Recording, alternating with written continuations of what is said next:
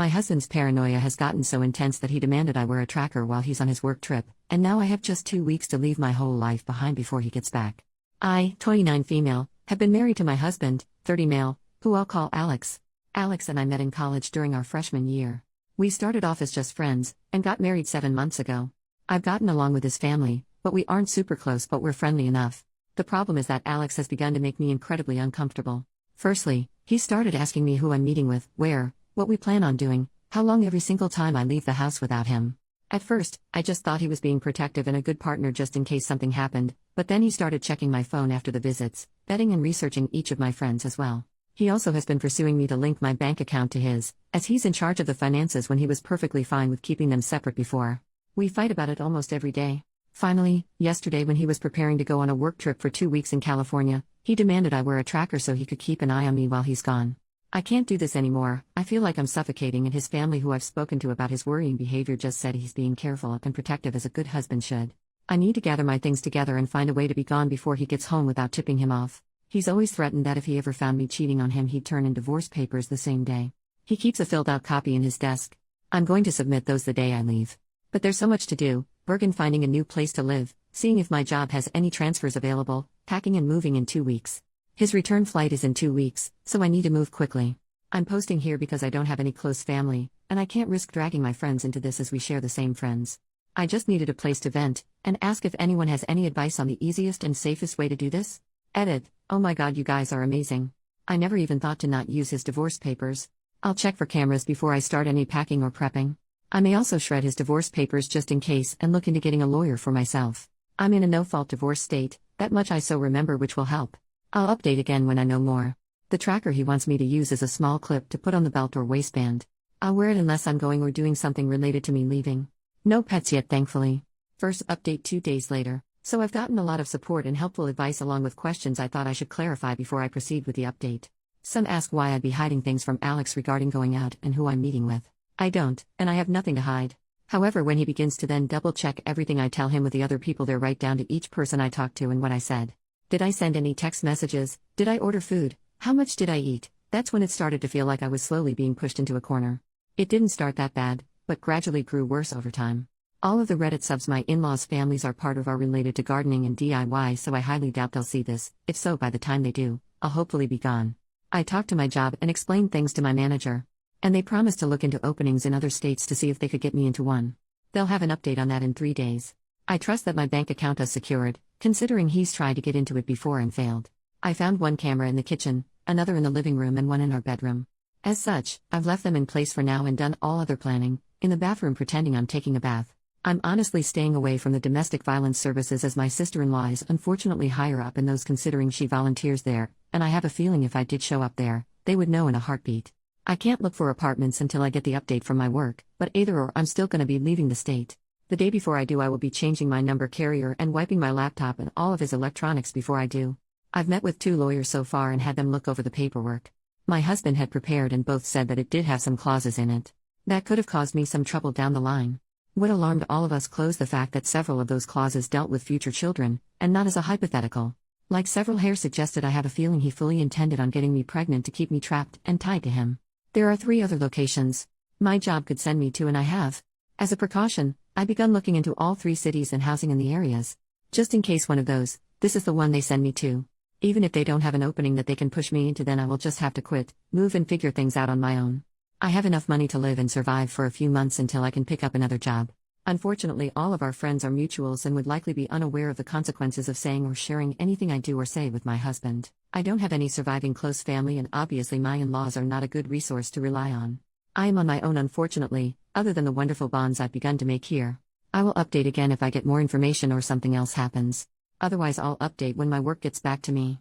I do plan on leaving before he returns, though, just to make sure that I'm not anywhere near here at that time. Second update 1 day later. Good news. My work has an opening I qualify for that will not only shift me across the country, but also comes with a salary increase as well. I've started telling my in-laws and friends that I'm planning a surprise outing for when my husband gets back for just the 2 of us. This way, people don't give me odd looks if they see me out and about. I've even gone as far as asking my mother-in-law to show me his favorite recipes. Meanwhile, I found a moving company that, while small, is willing to work in a storm. The reason is in 5 days, we're supposed to get hit with a large storm front. I plan to shut off the breaker and say we lost power if he asks, just as several people here suggested, and even sent him a short clip of the storm. I will have all of my stuff moved that afternoon, and I will be flying out once the weather has cleared enough to do so. I have a lawyer who will push my divorce through, and I filled out the necessary paperwork so that I don't have to be here for it. I'm not suing for assets or alimony, and I've shredded his divorce papers as well. I've set up a cheap payphone plan until this is all said and done, at which point I will find a new carrier, number, and phone. This one is being wiped and left behind. My laptop is provided by my work, and the IT department inspected it thoroughly and it was clean, thankfully. No other electronics aside from my laptop. New phone will be coming with me. If Alex needs to talk to me, he can do it through my lawyer. Not sure if anything else will happen. My fingers are crossed that he doesn't think anything's amiss until after I leave, and I'm not turning the breaker back on when I do. He can when he gets home. My work is covering the plane ticket, so that at least is one expense I don't have to finagle in. Third update 7 days later. It's been a busy week, but I've gotten so much done. Firstly, I am now out of the house and am currently in a hotel while I look for an apartment. It's a big city, bustling with people no matter where you look. We had a pretty bad storm system hit back home, that actually lasted 2 days. High winds, thunder, lightning, and even hail everywhere. I didn't take much from the house: my documents, clothes, and important sentimental items. I left all of the furniture and electronics behind. I cleaned the house top to bottom and took pictures on my phone so he couldn't claim I damaged anything when I left. My lawyer has already started divorce proceedings, and my husband will be served on the 8th. His plane is due to land early morning, and the sheriff will be there at the house waiting for him. He is very much about public appearances and reputation. My lawyer will be calling him as well to inform him that I am more than willing to air out everything to the public about his actions if it means securing my freedom from him. I will go to court as long as I must to get this pushed through. I haven't told our friends or his in-laws yet. I will do that while he is on the flight to prevent him from getting wind of it before he's handed the divorce papers. I will be calling around and explaining why we're getting divorced, to try and prevent him from twisting this into somehow being my fault. I don't want him trying to claim I had an affair or something, so I want to get the truth out before he can twist this. I'm doing okay. I'm tired, but yet I feel almost jittery and off-kilter. I keep looking over my shoulder and monitoring what I say even when I don't really need to anymore. Hopefully that will fade soon. My work is covering the cost of the hotel, and I'm working on getting my other things in order. I also need to find a new GP as I want to get a full test just to make sure everything is okay. I don't know when my next update will be, probably when the divorce papers are filed or if we have to go to court to push them through. I will try to keep my head up, but it feels like I'm in a whirlwind or something with so many things to do and think about. I kinda thought it would be easier once I got out of the house, but while the fear is smaller, somehow the number of tasks only seems to have grown. Fourth update 7 days later. Sorry I haven't updated for a while. Things got hectic and a bit chaotic, honestly. Firstly, I'm working on getting an apartment still and have applications in at 3 different places and will hopefully hear back from them soon. I'm still going into work here at the new location, so I don't have to worry about burning through my emergency savings completely. I've gotten a lot of emails from Alex, his family, and our old friend group asking question after question. I have only sent one return email to Alex, explaining that I don't believe we are truly compatible, and it is best we separate now. That his treatment of me when I'd done nothing to deserve as such was just as much of a deal breaker as cheating was for him. I ended the email with the statement that I would not be contacting him further, and anything else he needed to pass on to me or vice versa would be done through my lawyer. For his family and friends, I just typed up one email outlining everything that had happened and why I left. I told them I wished them no ill will, but that such treatment of his wife and partner was not acceptable. That should Alex get remarried in the future, I wish they would help support both partners and not just Alex. Alex, from what my lawyer told me, was livid when he was served. The sheriff actually ended up booking him for assault on an officer and menacing due to the threats he was shouting. His father bailed him out in a few hours, but with the testimony of the sheriff, my lawyer believes I have a very good chance at getting a restraining order. Alex, upon returning to the house, apparently lost his temper again, breaking the dining table into pieces as well as the TV, and putting several holes in the walls. At least that's what one of the emails from one of our friends reported, as Alex called him to help him clean up the mess. My lawyer already has pictures of the house I took, with timestamps as evidence nothing had been damaged by me. My friend reported that Alex tried to claim I'd been the one to trash the house, but the holes in the wall were at head height. Alex is 6 feet 3 inches, and I'm 5 feet 4 inches, so he knew that was false. Either way, taking the pictures definitely will help me, so again thank you everyone here for the advice, because I never would have thought of that on my own. My work won't share details of where I am, as I do work with some higher-end clientele who value security, and that information won't be gossiped about. And no, I'm not some escort. I deal with contracts, notary, and business management. As such, even if Alex tried to use my work to find me, he wouldn't succeed. Fifth update 12 days later. It's been a little bit, and I thought I'd answer some questions before giving my update. It may be a while after this until things change. Firstly, no, I didn't bring my car. The public transport here is good enough to use without needing one. I have secured an apartment, and the building has good security. You need a key card to enter, and there is a security guard at a desk right by the entrance to the building.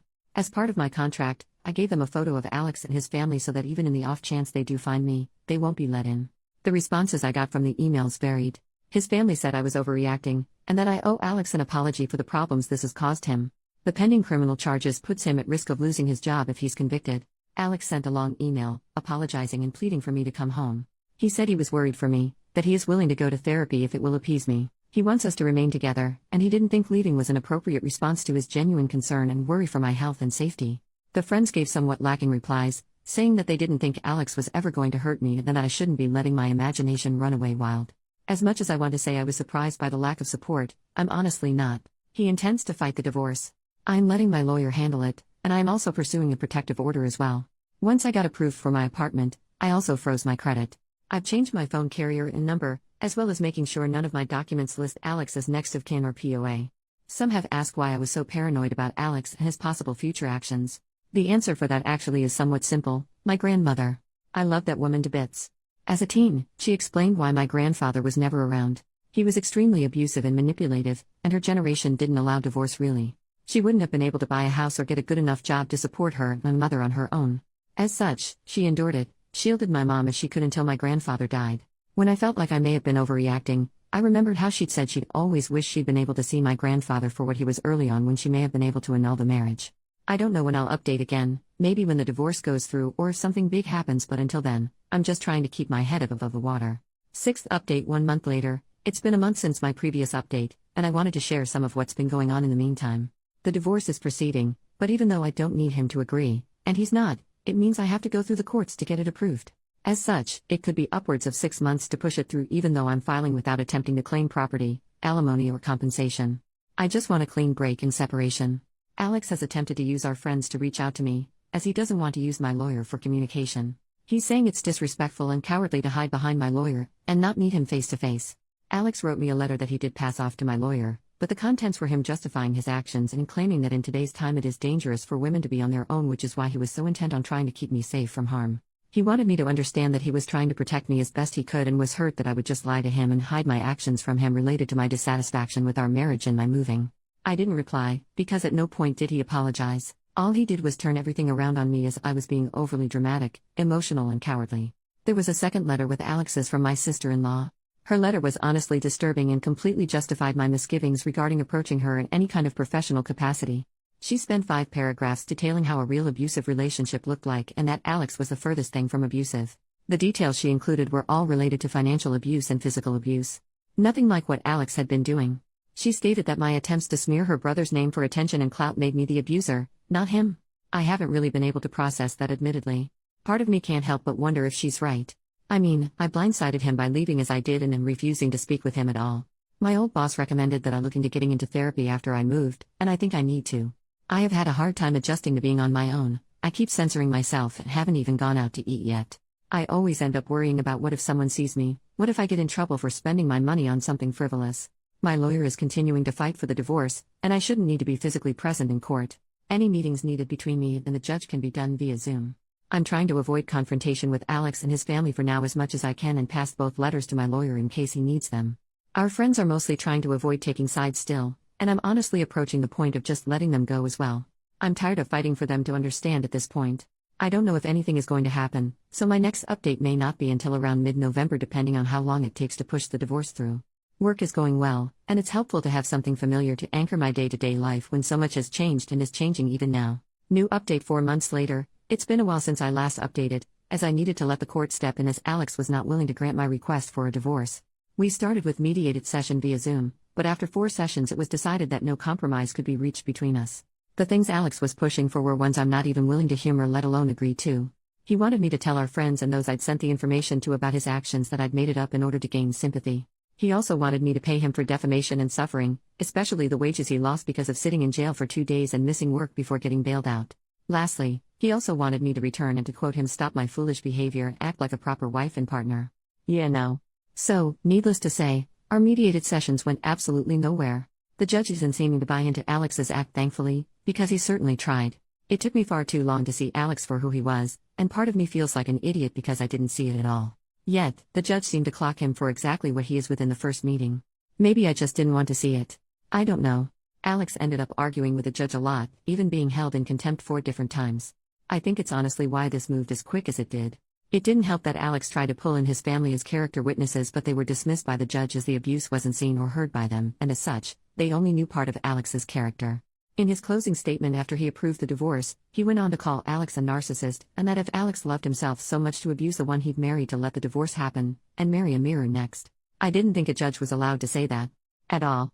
But my lawyer just shook his head and told me not to say anything, so we left. So here's the update I'm sure everyone's been hoping for and guessed: I'm officially divorced. The documents were processed 3 days ago, and I'm still in disbelief. I have no contact with Alex any longer, nor do I want any. I'm not going to give our friends my new contact information. I may not have replied to everyone, though I tried, but I did read all of your comments. I really did. Your repeated statements about how they weren't actually friends really helped me see that they weren't.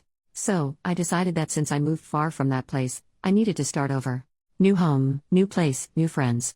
It's slow, and I've started therapy, though it took almost 3 months to get it due to the usual wait times, but I've been going 3 times a week ever since. It's helping, even with things I thought were done and dusted.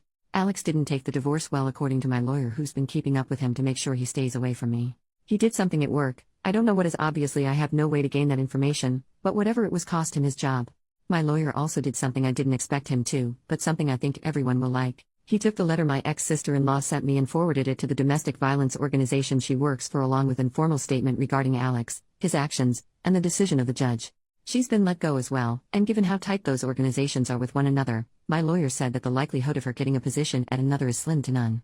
I actually laughed, though I was a bit teary, when he said that, and that Slim is on a leaky rowboat to China.